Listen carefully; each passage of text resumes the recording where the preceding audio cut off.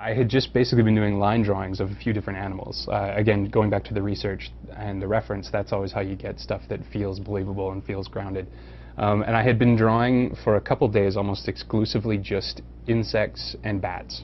And so doing like microscopic drawings of beetles, cockroaches, and mosquitoes and all of that stuff. And then there are some bats that just, they look alien already. When you see them, you can barely believe that they live on this planet. So I was doing some detailed images of that, and eventually you leave the reference behind and you just start like just drawing more and more things and blending some of the designs that you've seen. And that really ended up with this. If you look at some, especially they're like wrinkle-faced bats, it's pretty much a little Krogan with wings. We didn't get too far. Part of the collaborative effort with the Krogan was we had the guy who was actually building them was able to catch something that I had missed, where he has his eyes on the side of his head, which is really something that, from an evolutionary standpoint, only prey develops eyes on the side of their head, just in order to get the full 360-degree view of their environment. Predators, like the Krogan, really are like predatorial. They're these battle beasts, essentially.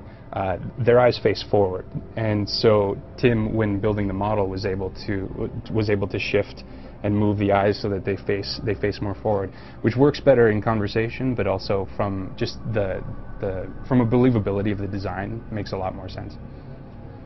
The idea of a battle-hardened race that had evolved through combat, it just required a few specific things, like the idea of growing the chitinous exoskeleton, or like the hardened shells on the outside, and then just the sheer bulk of it.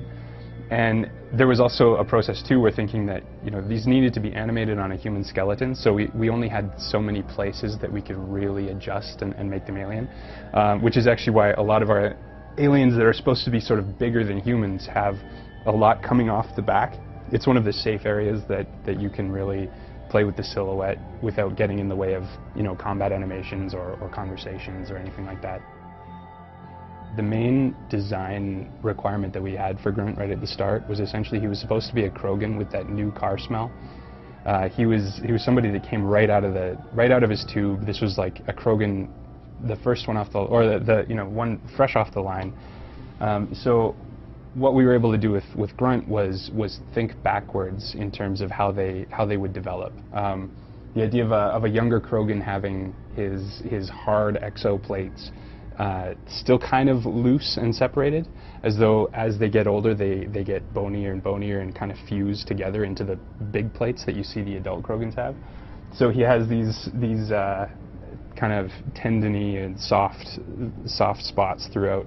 We did some reverse designs with older Krogans where the bones have just gotten so big and protruded and thick that it would actually almost be difficult to animate believably. Grunt's armor, that was really where we got the new car design out, where it's just everything's pure white, shiny, hasn't been in battle at all whatsoever. So plus the blue turquoise, or the turquoise lights always say fresh in Mass Effect. Yeah, so Grunt was fun.